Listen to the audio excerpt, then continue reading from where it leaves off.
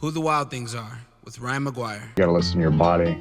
Oh my God, maybe, I could get out there, I could do this. Let's take a ride, find your wild side, real stories, see with your own eyes. It's so beautiful.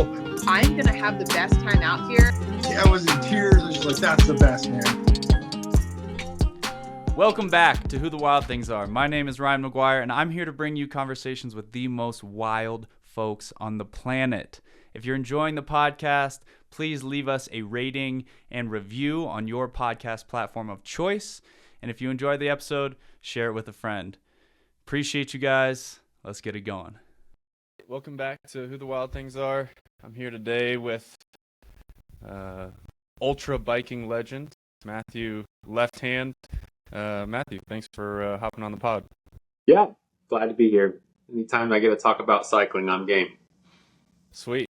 Yeah, but before we get too deep into kind of the things you've been doing lately, I want to maybe step back a little bit and, just explain to folks how we got here.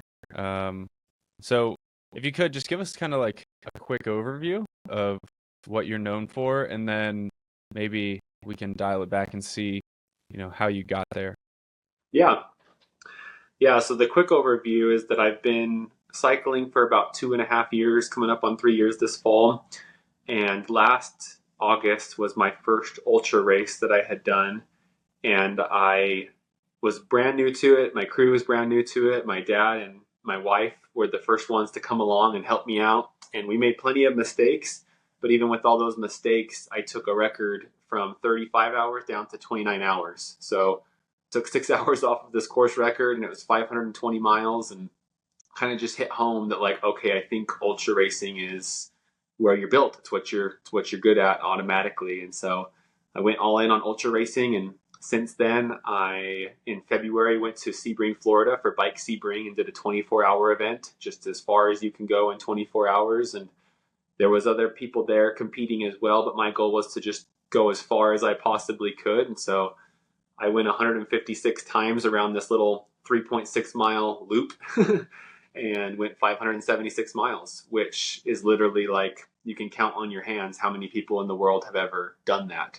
And so it was just another cementing of I'm in the right place, doing the right thing. So that's when I went all in this season for ultra racing, which eventually got me to Race Across the West that I just finished. And before that, I set some world records for indoor cycling, 24 and 12-hour records in April that was hosted by Envy. And so I'm kind of bursting onto the scene a little bit and finding my home there. Yeah, it's an exciting time when you get something in your life that just seems to work out right. You kind of get in this flow state, and your skill matches the challenge. And I think it's really cool how well of a fit this seems to be for you. When you were a kid, were you kind of always into biking? Was this a thing that you always loved? Great question. A lot of people lately, when they hear about my races or they hear about what I've done, they're like, well, you were like a pro cyclist before this, right? Or did you come from Ironman? Or they want to know what I was doing beforehand. And even taking it back to childhood, where I actually did like biking a lot. It wasn't like mountain biking was big yet, so that wasn't in high schools, and there wasn't a lot of road cycling love in my family. And so I just rode my bike around a lot. In fact, it's ironic now, but I remember these times where we got a little pedometer or whatever you call it, for a speedometer for my bicycle. And I would just go around in my grandparents' neighborhood. There was this little loop circle that was just, I don't know, it was literally a block. And I would just go around it as many times as I could and come back and be like, look, I went 10 miles. Look, I went 20 miles as a pretty young kid. Like I said, kind of ironic now, but I didn't think much of it at the time. I was just always active. I loved hiking. I took up running when I was younger, but wasn't really great at it, but liked it. So it was there. It just wasn't discovered fully yet. Totally. And then, when did I know you were saying this is kind of when you went all in, was that race that you found out you were above average, to say the least. Yeah. But when did you decide to even go and do a long distance bike? When did that thought pop in your head? Because I feel like, typically people would start with an Olympic triathlon or some kind of chill, easy bike rides on the roads. What was the catalyst for that? Yeah, the progression.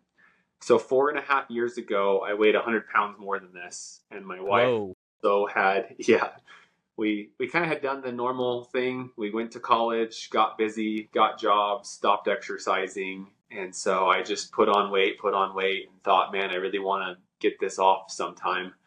And my wife was pregnant. She gave birth to our first child, who is now 4 years old. And right after that, we were like, it's time. We need to get healthy for this guy. And so we took it seriously. Finally, we got on a good diet, and over the course of a little bit less than a year, I lost 100 pounds. She lost 30 pounds, and I took up running again. So that was 2022, and I ran my first half marathon ever. And later in that year, I ran my first marathon ever, the St. George Marathon. And so I took up running, and that's what I had done when I was younger. I was a swimmer as well, but swimming's a little bit less convenient when you have a family and a job and everything. You just go to the pool every day. So I took up running and ran a couple marathons. I ended up running one that qualified for Boston.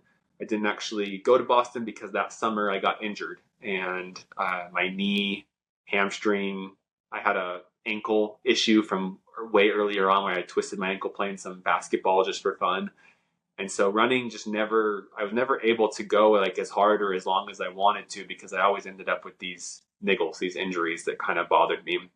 And so how I got on the bike was I was sitting on my couch in the middle of summer, staring at the beautiful mountains. I'm here in northern Utah, and so we live at 4,500 feet, mountains right around 10,000 feet around us. And I'm staring thinking, I should be on top of that mountain. Like, I am fit enough and I feel good and I want to. And I really wanted to get into ultra running and do some trail marathons and stuff. But I was just like, every time I tried to run, I took like 2 weeks off, like completely nothing, went out and ran again. And it was just like still in terrible shape.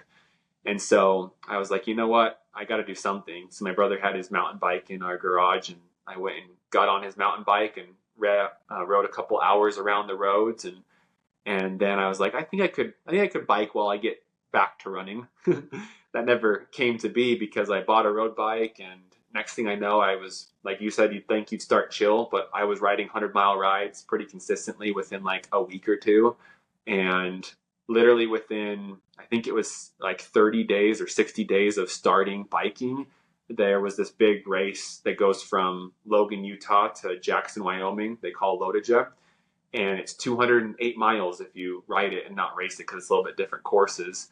And I had heard about it and thought, that's crazy. And who bikes 200 miles? Very ironic now. But I was like, that's for people who are insane. But after I'd been on the bike a few weeks, I decided to do it. And so my first bike race was 208 miles across 3 states and 3 mountain ranges. So it just kind of started that way, that I went into longer stuff, but I didn't really figure out how long I wanted to go until I trained for a while. Yeah, there's kind of a couple different interesting stories there. One that you just sort of glanced over was losing 100 pounds and then somehow qualifying for Boston pretty much immediately after. Yeah. And so I have a couple questions about that. And one of which is, I'm curious if you saw like a dramatic difference in your mental health and clarity and just self-esteem, things like that, given that you kind of weren't working out, you weren't getting that that dopamine hit, probably eating poorly, all the way to now you're running with the best runners, best casual runners in the world. Yeah, that's a great question. And there's a lot of backstory there, a lot of personal story mixed in with it as well. So I was in training to be a mental health therapist at the time that I weighed that much and started to lose the weight. So I was just finishing up school and starting my career, and there was a lot of personal dissonance in certain parts of my life that were causing me to not be myself. There was a lot of talks with my wife about like, hey, this is bothering me, that's bothering me, I don't know really what to do. And so she kind of was the catalyst to say, well, you got to figure this out. You got to figure out how to work through these things. And that kind of just took itself into, well, if we're going to change, let's get healthy finally. And so everything kind of just took over, and I felt more free and better than I ever had, eating good. I had a great childhood, great parents, but I never really got a lot of super solid nutrition. training and advice, and I just like ate like a kid still. But I really took it on myself to learn, hey, if I want to run good, how do I eat? And so I got eating down really good. And that was game changing, not just for me, but for my wife. My wife had a lot of stomach issues growing up, and she actually went to the doctor for a long time doing tests to figure out what was wrong. And they eventually said irritable bowel syndrome. And she just kind of like had dealt with it for a long time. But all of a sudden, we started changing our diet, and she started feeling even better. And she changed it even more. And we're pretty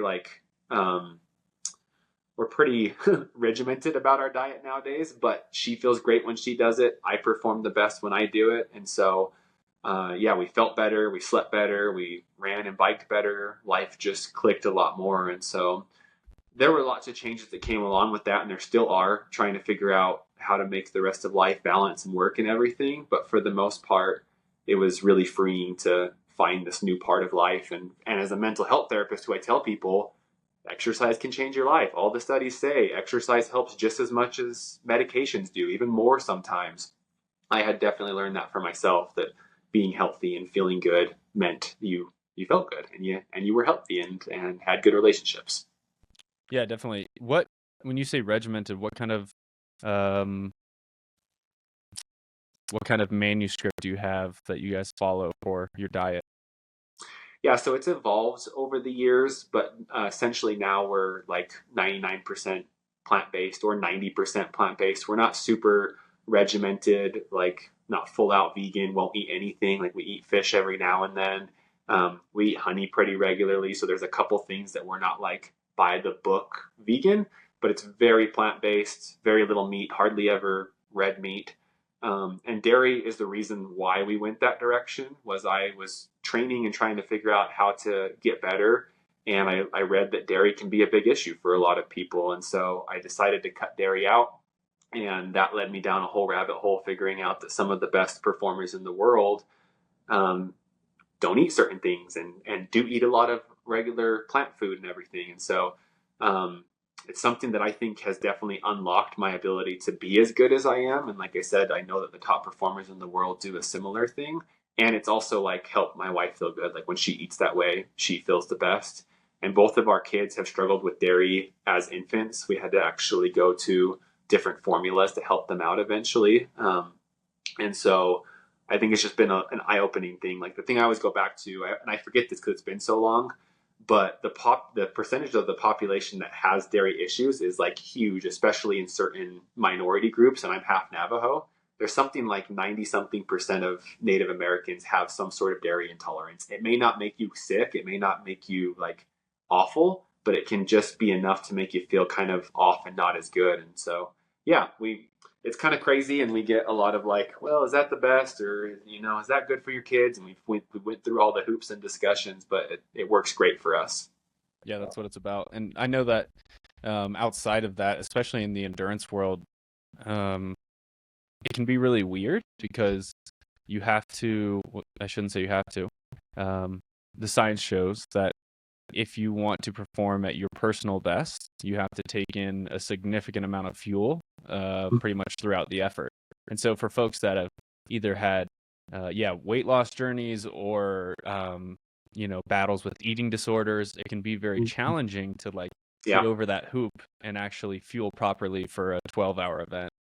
100%. So it's a constant battle. Yeah, I mean, during my world record event in April, I ate 800 calories an hour for 24 hours. So yeah, you got to eat to perform, and it actually kind of works good for me because I've always been able to eat. That's really one of my gifts that makes me good at this. And so by biking a lot, I get to eat a lot, and that kind of works well for me. Yeah. What did the nutrition look like for the world record attempt, or I guess, was it similar for the 12 and 24 hours, or did it change?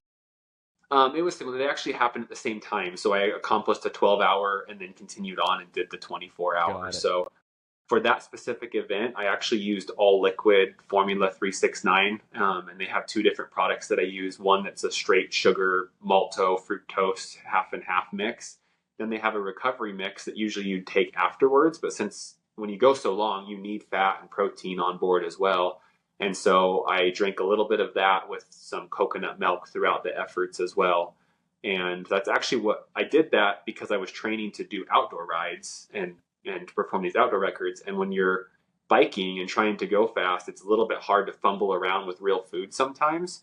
And so I wanted to get good at doing a liquid nutrition. So I did all liquid nutrition for that. But my outdoor rides, I do mix in some real food, especially when they get really long, because your stomach doesn't just tolerate liquid food forever.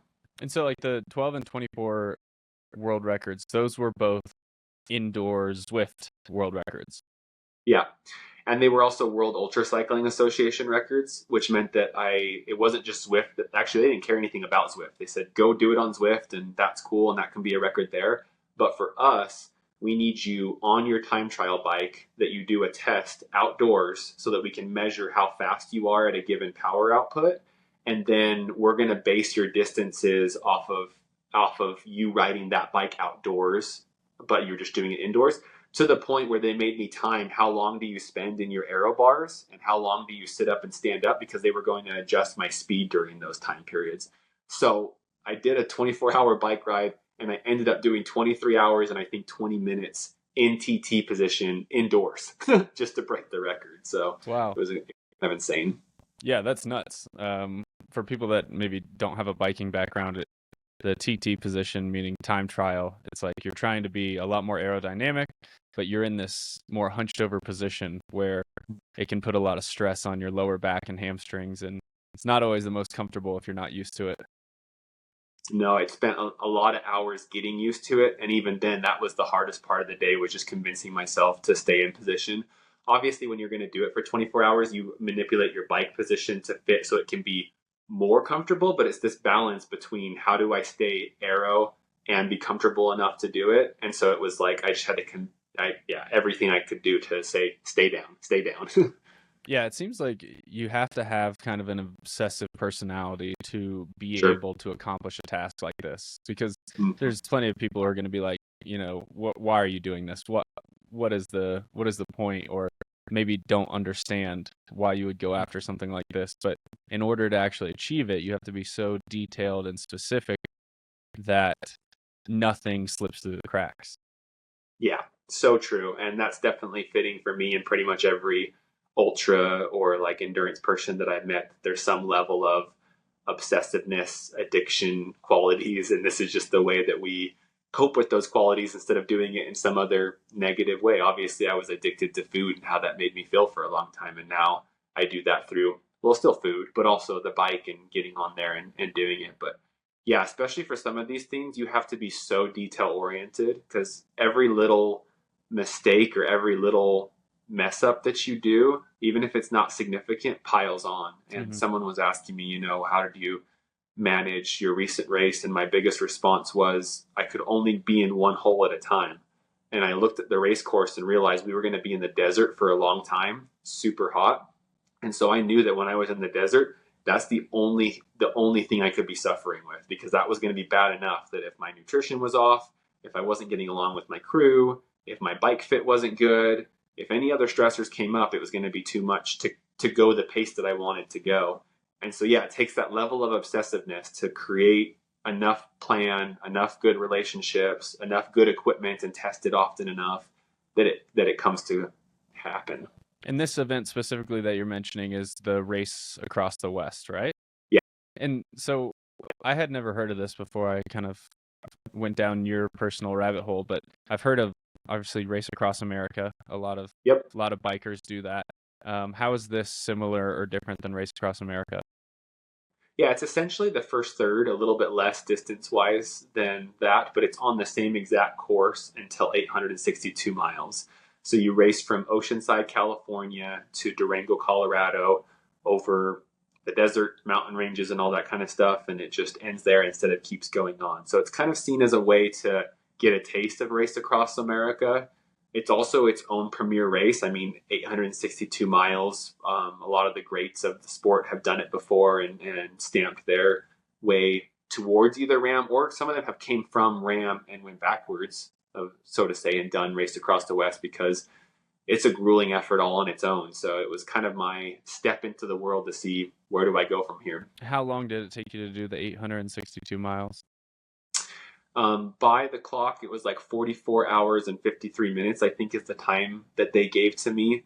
And an hour and a half of that was off the bike. And part of that's a shuttle that you have to take through Sedona because they don't want you, the locals don't want you on the bike there to get hurt or to cause congestion and those type of things. So 53 minutes in a shuttle and then about another 40-ish minutes like changing clothes and stuff like that, or putting on sunscreen or little stops like that. Otherwise, I was on the bike pedaling the whole rest of the time.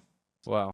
And I'm curious what I mean, obviously going from Oceanside to Durango, you're gaining, I mean, just if you draw it point A to point B, you're gaining 7,000, 8,000, Yeah, 9,000. 6,500 feet is what Durango's at. So Yeah. you go from Oceanside, you go over a mountain range that's 4,500 feet, and then you drop into Borrego, and it's basically flat desert for 300 miles. Is that the And Mojave? then I don't actually know what it's called, but it's like through all these middle of nowhere towns: Borrego, Brawley, Blythe, Parker. You enter Arizona, Parker, Salome, Arizona. It's just out in the middle of nowhere and flat and hot and really kind of terrible. I don't know what people do there besides just drive through, but it's pretty awful place in a lot of ways.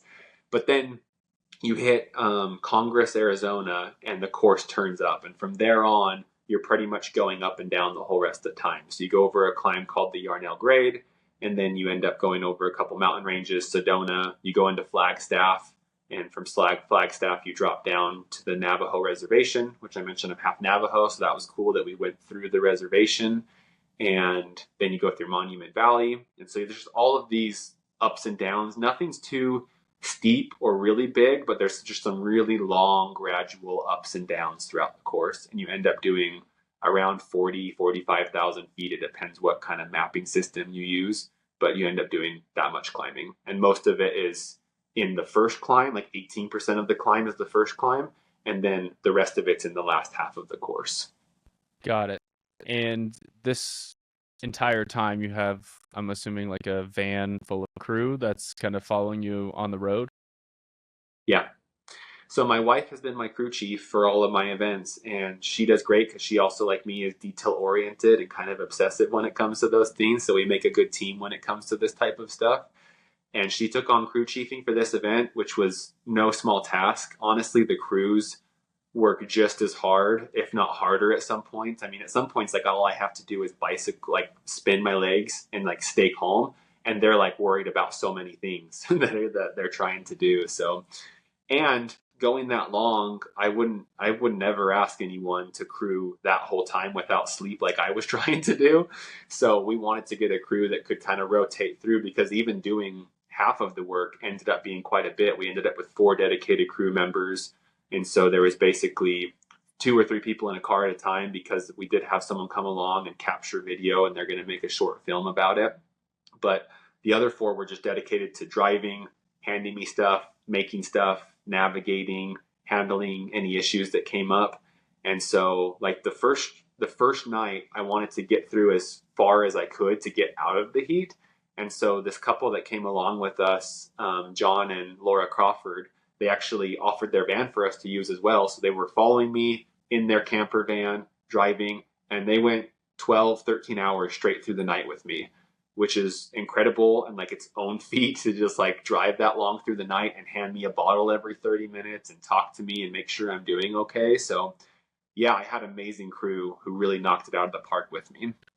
How did you get through it mentally? What was the framework for your mindset, especially, I don't know, in all my ultra races or ultra bikes or anything long, it always feels like that 3 a.m., is so tough mentally. And I'm curious, what did you use to get through that? Yeah, you nailed it. And I, especially because I keep a pretty regimented schedule and sleep pretty like at the same times and everything, that nighttime really has hit me hard in the past. So the 2 things that I worked on to mentally overcome this race was the heat management and the sleep, because I knew those were going to be the biggest factors. And for sleep specifically and mentally getting through that, I did 2 main things. The first one was that I came off of caffeine in the couple weeks before the race to make sure that when I needed it during the race, it would really hit hard. That worked flawlessly, really good. The other thing that I had heard about doing was something called sleep banking, where you sleep more the days and weeks before the event than you normally would. So I slept 9 to 10 hours pretty much every day, the week or week and a half beforehand. I had to use magnesium to make myself sleep that much because I don't normally sleep that much. But that played huge. Like the first night, I did get tired right around 4 a.m., like the 90 minutes before sun came up. I was pretty like groggy and whatnot, but I didn't use any caffeine and I just pushed through that because I knew that the sun was coming and I'd be awake. It kind of hit me that like, oh, I need to bike another day and another night before I make it through this like that, but can't think about that. Speaking of mentally, it's just like push that out and tell myself it'll be okay. You'll get there. You can make it through this. Like mantras and those repetitive thoughts were huge. But then the second night, it was actually easier than the first night because of caffeine. So I took 100 milligrams of caffeine every 90 minutes. And then towards the really early mornings, I took it every hour. And that just like, that mixed with the fact that I knew the record was on the table and I knew that I needed to push to keep doing it, just like kept me totally concentrated and awake. And the second night was way smoother than I thought it was going to be. That's epic. Yeah, I've often thought about the sleep banking topic, and I've heard both sides of the coin. I've heard some people say it doesn't exist. I've heard some people say it's useful. But certainly in my mind, it can't hurt, right? Sleeping more No. before an ultra event. Yeah, it's hard to say what worked for sure and what didn't when you do these events. When you do enough of them and you change just a couple variables at a time, you can kind of tell what works. I think the biggest thing for me, sleep banking wise, was if you don't normally regularly get enough sleep anyway because you're pushing it or you're trying to make extra hours in the days. I think that's where it probably helped me the most was I do try and get enough sleep, but working, training, everything, I cut sleep sometimes. So I think the biggest thing for me was to establish a better baseline of awareness and sleep for the days beforehand. What was your training like leading up to the race across the West? So I train pretty consistently throughout the year. I'm a big lover of zone 2 and polarized type training. I don't do a lot of upper end, but when I do, it's very specific and interval based. But for the most part, I'm riding zone 2, and I kind of have this way that I do it where I see training as stress adaptation. The more stress your body can handle, the more fit you're getting and the better you're getting at that specific thing. So you can either do that by making your sessions harder, you can ramp up the intensity and really push, or you can do more of the same effort over time. And so basically what I do is I start around 20, 25 hours a week biking. That's my baseline. Like I actually have trained 25 hours a week for the last 2 years on average. So I put a ton of time on the bike, but I start there and I basically hit my high zone 2 and I just ride that for the whole week. I'll do 25 hours at high zone 2 pace. So it's like comfortable and I'm recovering, but it's just right on that edge of uncomfortable, especially when you do it for like 2 to 3 hours every day, or you put in some big like 3 or 4 hour sessions and it just starts to like build up over time. And then the next week I do 26 or 27 hours. And the week after that, I do 28 or 29 hours of it. And I'll do these big builds where I get up to 32-hour weeks of that same thing. And it's just a ton of stress on the body. But the lungs are getting stronger, the muscles are getting stronger. And the other thing that I love about it too is that everything that I'm going to flex and move over the course of a 44-hour race, I'm putting my body through that hours and hours a week at the same time as well. Whereas if you do the polarized training and you do the really high stuff, you can't do more than 15 or 20 hours a week. If you're a pro and you're doing it full time, yeah, you can put in some 30-hour weeks, but that's insane. And it's basically all that you do with your time. Where this type of training allows me to move my body through all the paces, test all the equipment, try out different things, work on my nutrition. I do a lot of gut training during that time period as well. And then the other main thing I would add about training for this race specifically is heat training. And I heard that the desert is what takes like most people out of this race or like ruins the rest of their race effort. And so I started researching what do I do for heat management, and I learned about the core sensor. I'm not sponsored by them, don't have a relationship, would love to maybe in the future, but it's probably the one training advice that I'd give to anyone who wants to up their game, especially if you're going to race in the heat, but even just any type of racing. The way that it makes your body adapt is incredible. It's incredibly uncomfortable. Like I do it, and probably I've weighed before. I will sweat like 6 to 10 pounds in like 60 or 90 minutes on the bike, like just fans off, pouring on the ground. It's really disgusting actually. But the first times that I did it, I felt like sick afterwards. Like I had a fever, because I essentially did have a fever for a while. But then 2 or 3 weeks later, I could do it and feel comfortable the whole time. And I'll tell you what, like I handled the desert like a champ. I wore the core monitor during it, and my core temperature was like perfect throughout the whole race. So that was a huge part of the training. Yeah, I like how you said champ, because that's what they call you, right? Heat champion. Yes, heat champion. Yep. Yeah. Over 90%. So yep. do you rock your core sensor like on your band with your heart rate monitor? Yep. And then I'm curious, so I like to do heated bike as well. I typically do heated bike on easy days when I feel like I have a hard time with power output. I do more intensity than you do. You do way more volume than I do. Yeah. And so sometimes I feel like, wow, my legs are just like not there. So I'll do a heated session. I'll get like really good aerobic stimulus. My heart rate will get back up, but I won't put as much taxation on the muscles. And I have noticed that like if I try to push it inside the heat session, I'll get kind of that hangover flu feeling. And it makes sense. Like you put it in an interesting way there. It's like feels like a fever, and that's because you're running at like 101, 102 while being on the bike. So it is literally a fever. Yep. It's fever temperatures, and then there's a reason they say not to do it for that long, because that hurts your body just like you are when you're sick. So you don't want to like make yourself sick, but you do want to make your body adapt. Yeah, it's interesting because the heat training is thousands of years old, but we've only started studying it like rigorously scientifically for like the last couple years. So I'm interested to see where this frontier goes. How legit is it? I in the beginning hated it because it killed my ego. Like I would do a heated run and I would be running 10-minute pace, just slogging and be so mad at myself. And then I realized like that's just kind of part of it. You have to step back and take that shot to your ego. Yeah, totally. Yeah, I remember my first few sessions, I got up to temperature, and then you're just like turning the watts down as you watch your heat continue to go up. But it's incredible that over time you can then do it at a faster pace, or you can do more watts. Like I started to get to the point where at the 3 weeks, and I went intense, like 4 or 5 days a week doing it. And so by 3 weeks, I was like pounding out even zone 3 watts with the fans off and not getting too hot. I could have put clothes on, but once again, I really like doing that like higher zone 2 watts, and because that just makes your body adapt in so many different ways. But it is miserable, but the reward I think is huge. And I told people throughout the year, the racers who are winning all of the races right now, they're heat training and they're eating like crazy. So if you want to be competitive right now, and if you want to be at the top of the class, you've got to be heat training and you got to be eating a ton.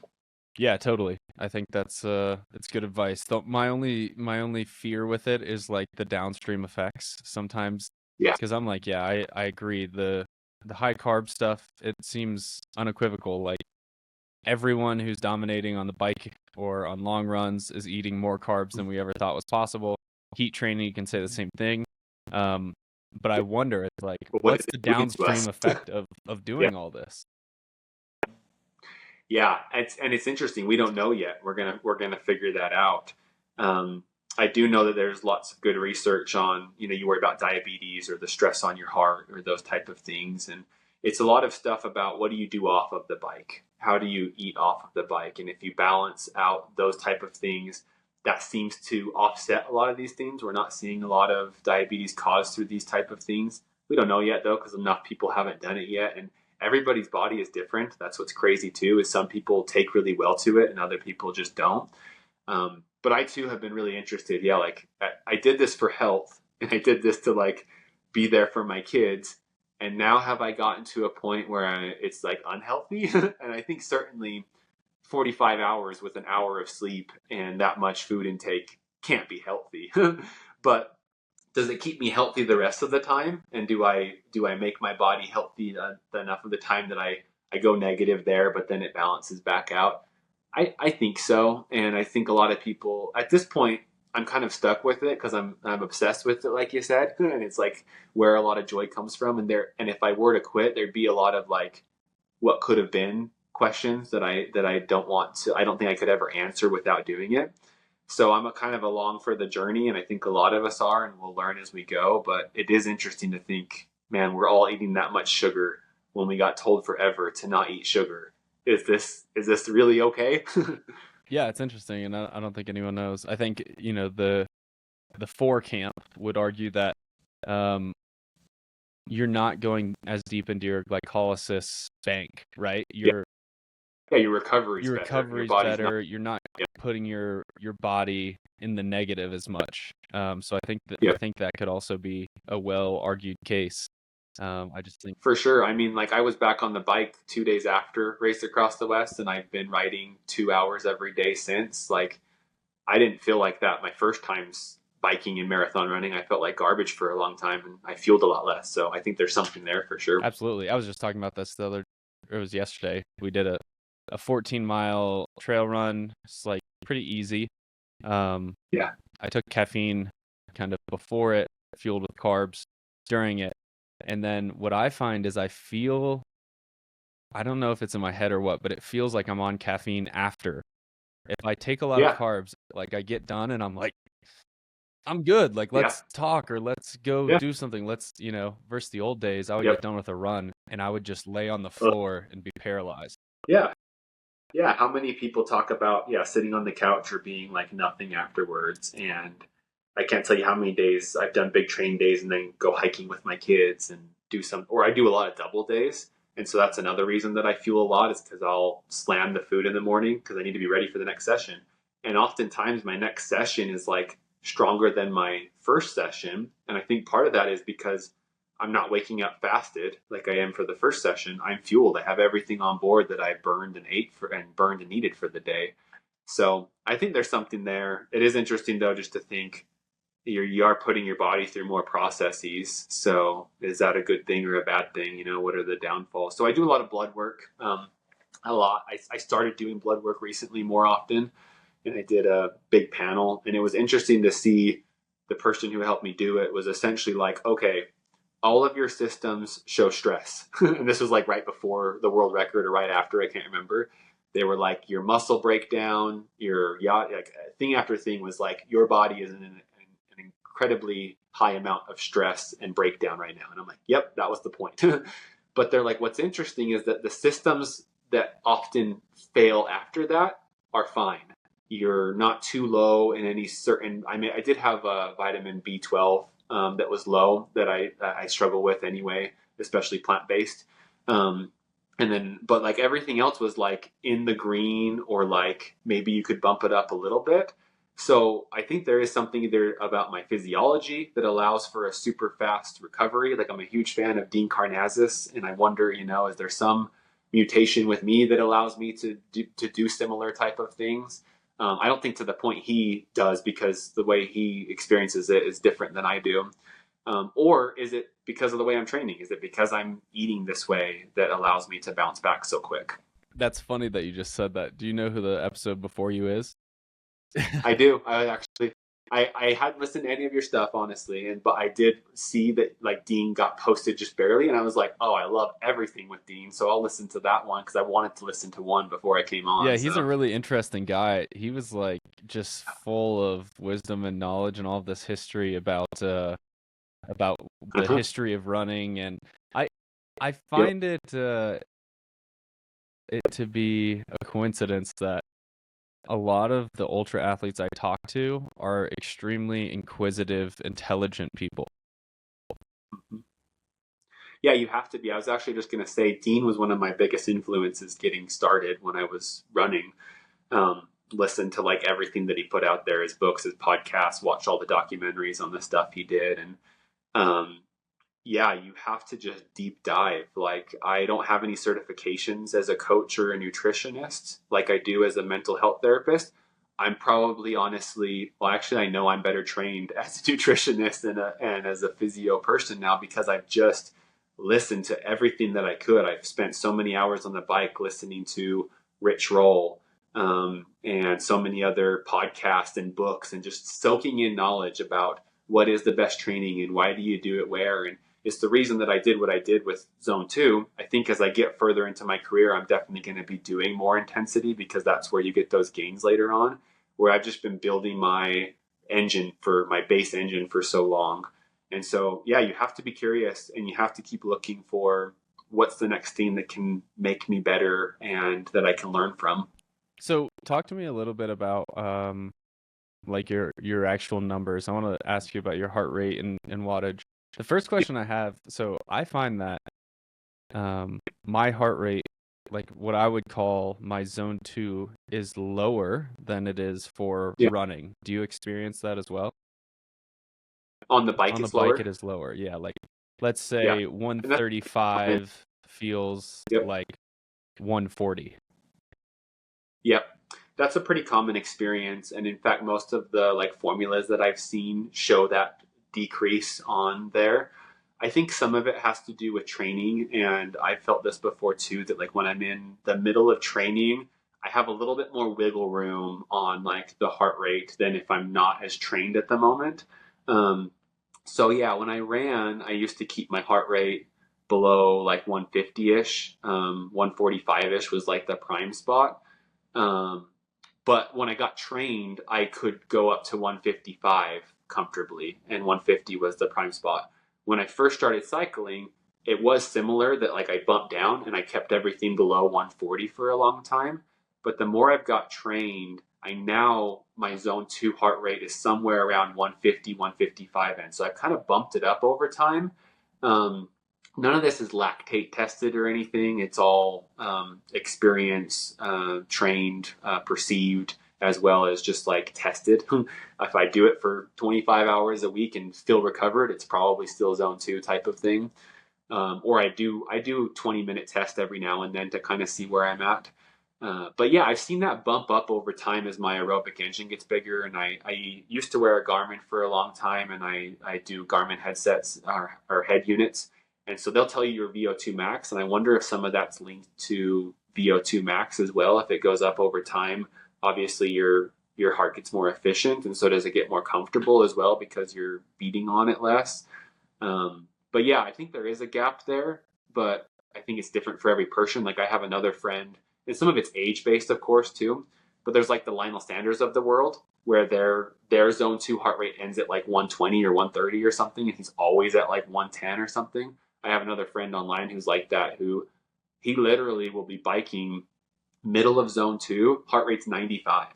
And I mean, he did Unbound, the 200, and he was with the front pack and fighting and facing them the 350, the XL. And he said that it was the first time in like 5 years that his heart rate had gone over 160. And I was like, man, I've done hours over 160 in the last few years. But that's just his heart rate and his genetics. I mean, just sitting there, his heart rate is in the 30s.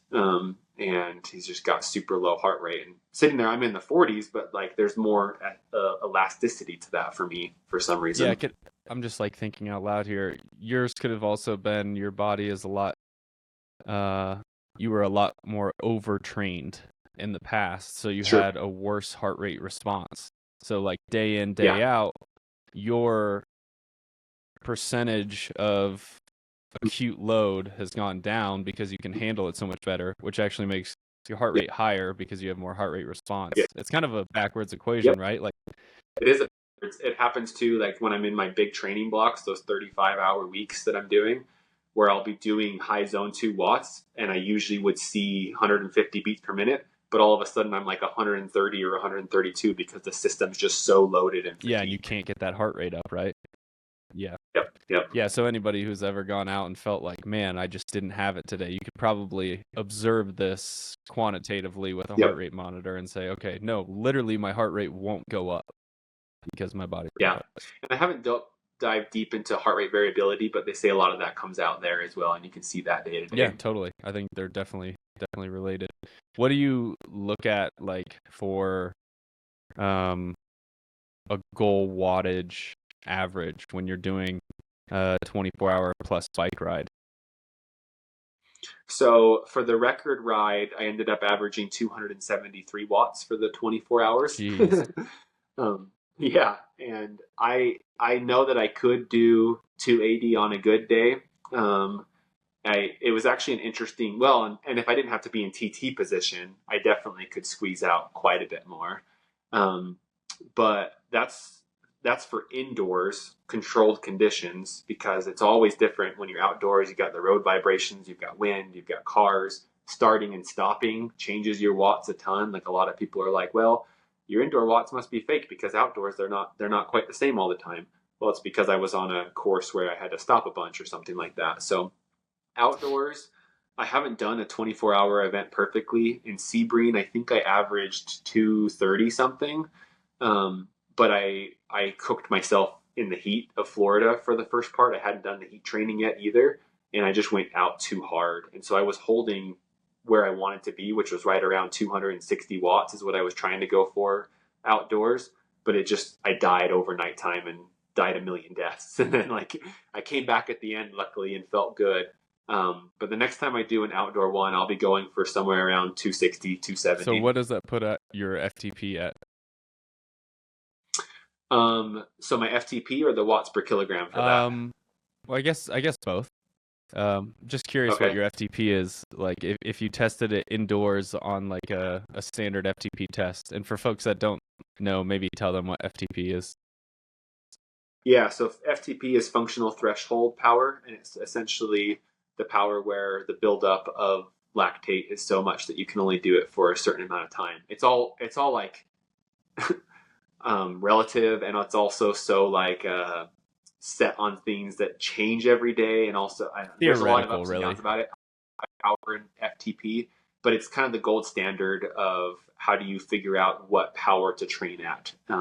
And so I've done ramp tests, I've done 20-minute tests. I've never done full out hour tests. They're just too taxing for regular training. But I've wanted to. I've found a couple of hill climbs that would be fun to do it on, but you have to recover so much from that. So when I've done them in the past, it's changed over time. I haven't done my most recent one was I did 430 for 30 minutes and 420 for 20 minutes. And it was on a local hill climb. I think my FTP is right around 420 or 430. I think it's been 430 before, but that's indoor as well. I think outdoor I'm somewhere between 410, 420, which is right around like 5.5 watts per kilogram for me. That's insane. So do you just get on Zwift and just do the local races and just absolutely smash people? Is that... I don't race on Zwift. So Zwift is all training for me. I've actually never done a race in there. That doesn't mean that I haven't raced people or like done events where we kind of go for it or whatever. But I'm pretty regimented on there. Like I pretty much am about the training, and even the days that I do my big efforts or FTP tests, I'll just go do on my own on the Climb Portal or something. I won't do them in a race. Race is just so much dynamics of other people that it really disrupts like regimented training.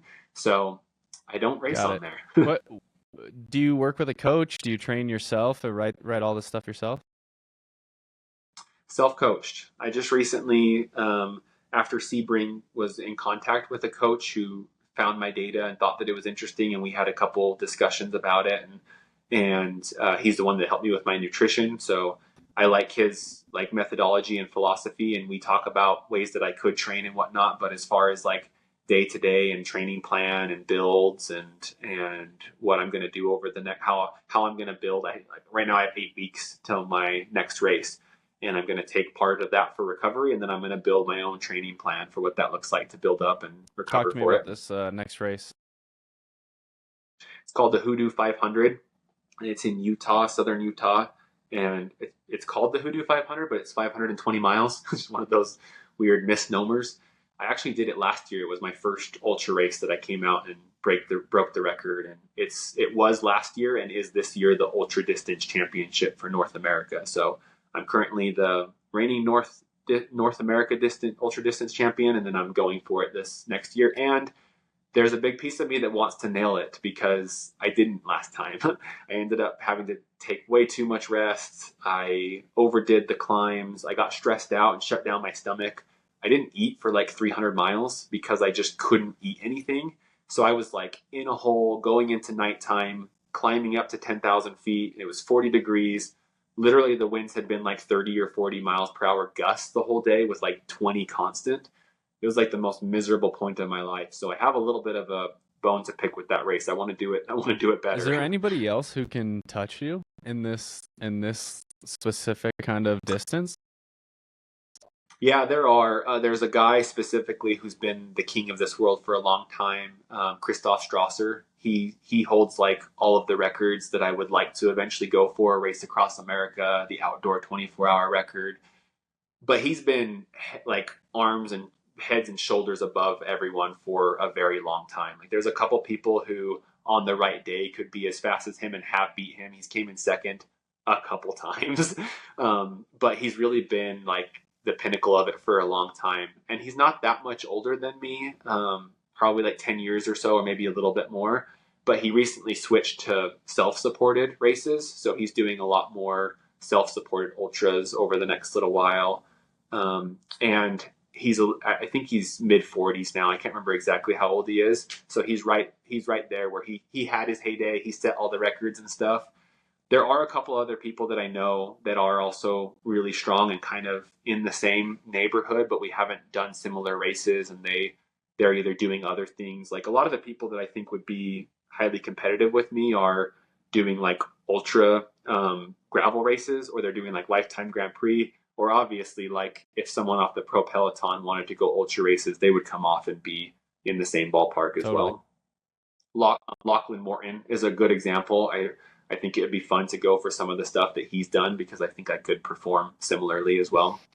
Yeah, it's interesting. I'm curious, like if there is a gene expression or, there's clearly natural talent there, but I wonder how it's surmounted because when you think about a lot of these guys, like Peloton, for example, or really any of these pros, they've got 10x as many hours as you on the bike. So I'm curious how, maybe not in the last 3 years, but in terms of lifetime, if you look at professional cyclists, they have scout teams that are 10-year-olds, right? 8-year-olds. So these kids are putting in these kind of weeks from the time they're able to ride a bike. So I'm curious what it is about your anatomy or your physiology that allows you to excel. Yeah, I think there is something. I'm a big fan of David Goggins as well. And I think he has a really interesting story where people similarly think that he must be some sort of genetic freak, but actually opposite. He has a lot of genetic factors that hold him back from being even better. And a lot of it's just been his like tenacity and will to conquer over those things. So I wouldn't be surprised if I do have some genetic pluses. But I don't feel that I automatically have a lot of them. I think I'm just really stubborn and really obsessive. And you ask my family, as they've been asked about, why does Matthew like this? Where does this come from? And they'll tell you the same thing, that from a young age, I've been like, I go and do it and I go and do it and I do everything right about it. Race Across the West was my life for basically 2 or 3 weeks, studying the course, prepping all the stuff. And you look at like our crew vehicle, I have baggies of formula ready to like cut the corners and dump in the bottle, and they've been weighed by the gram. It's not scoops. So like that's just an example of like, I think a lot of it is the obsessiveness, the ability to plan, and then just the mental ability to do it. Like 320 miles or somewhere in there into this 860-mile race, I thought for a second, oh my gosh, I have 540 something miles left. Like, this is insane. There's no way that I can do this. But and I think that. I do think that. But I tell myself, there's no room for that. It's time to go. It's going to be okay. You're going to do it. You're going to do the best you can. That's for later to worry about. Like right now, you're fine and you're biking and you're eating, and that's all you need to worry about. So I'm hurting. In fact, my feet were a big issue during this race because I recently changed my cleats, and I just changed them back because it wasn't working. And so my feet were on fire, and I was getting some issues with them, and I didn't have anything to do to change it. So I just like tuned that out. It kept popping up every time that I would stand up on them. They would just hurt. They would hurt like pretty constantly the whole race. But I just like, no room for that. All I can do is go forward and push. I can't change anything about that. It's not going to stop me. It's not hurting me. It's not injuring me. So we press forward. So just the mental ability to like focus on what you're doing. And I do have a crazy ability to like pick a wattage and just stick with it. Like that's my goal. I'm going to stick there until I can't do it anymore. I literally can't, not just feel like I can't, but like I can't make myself do it anymore. And so that's a lot, like I'm obsessive in that way too, to just focus on the number and write it. Yeah, there's so many different factors, right? Yeah, I think Goggins is a good example. He definitely has some natural ability, like, but it's not necessarily off the spectrum like a lot of people would expect. It's not a binomial equation. There's a lot of different there's a lot of different ways that this thing can express itself. And one of the biggest ones is mental, which is also partially genetic. And so that's part of the thing that people don't think about is your mindset and the way in which you process information is also partially driven by the genes that you have. True. And by the situations you were put in. There's something called epigenetics, which is how your genes are influenced by your environment. So I had really encouraging, positive parents. Like something that got me through Sebring was thinking of my mom cheering for me during all of these events during my childhood. So like having someone who positively spoke to you and believed in you and pushed you to be the best you could, like that goes miles, literally. That's funny you say that. My mom has also been a crew chief for me in a lot of my ultras, and is incredibly supportive and positive. But her saying to me during ultras when shit gets hard is always, "Don't be a little bitch." And it's kind of an inside joke because like I respond to that because I'm kind of like, you're right. Like just block out the pain, get through it, be here now and figure it out. But that just made me think of that. Yeah, that's awesome. Well, it's been great. We're running out of time here. I want to just ask you kind of in closure, for anybody looking to get into ultra endurance, biking, what's kind of one piece of parting wisdom, something that you wish you knew before you went down this road? Oh man, this goes into like the multi-factor thing, like especially cycling. There's like a million things. One thing that I will say is that I am open to having discussions about it, so people can reach out to me. I'm easy to find on social media, just Matthew Lefthand, pretty much everywhere, Matthew.Lefthand. I am considering I do some consulting with people right now and probably will do some coaching in the future because I just love to help people be better as well. Like I am one of those racers that I'm out there like, go, you got this, cheering other people on and wishing the best. Like there was a dude at Race Across the West, Martin Landsman, 6'8", 260 pounds. I saw him at the start line and saw him on the hills later on, and I was like, I really want this guy to make it, but I don't think he's going to make it. Like this is such a huge race. Like he's got to take this massive body through desert and hills and just like, it's going to, like he was breathing so hard climbing up these first hills that I was like, there's no way. I got done and I actually went down to the finish line several times to watch second place come in and third place and congratulate them as well. And once again, I just love watching people do cool things. And I'm watching the tracker. How is he doing? How is he doing? And I'm looking at the mileage and I'm like, he's just not going to make the cutoff. There's just no way. Well, 30 minutes before cutoff, he finished. And I was like ecstatic. And we saw his crew the next day and I'm cheering. So yeah, I'm happy to talk with others about it if they want to know as well. The advice that I would give for ultra cycling specific, training and gear. So figure out how to train specifically for it. We've talked a lot about that today, so I'll talk a little bit more about the gear. Comfort is everything in ultra cycling. If you can off-put any sort of discomfort or stop any sort of injury or issue happening, it's going to go so much smoother for you. So I'm a huge fan of Infinity saddles. Infinity seats. and they're these crazy seats that ultra cyclists use that have weird cutouts and they're shaped weird and everything. I used to have to stand up every few minutes to not get numb and move around on it and get uncomfortable and get those awful saddle sores and stuff. Now I just sit on this seat and it's like perfect. It's a great example of like going to a bike fitter. I have a great bike fitter here in Salt Lake, Peak State Fit, who he's got me in the right position that I can just bike all day. And he knows that like I need to mix performance with aero as well.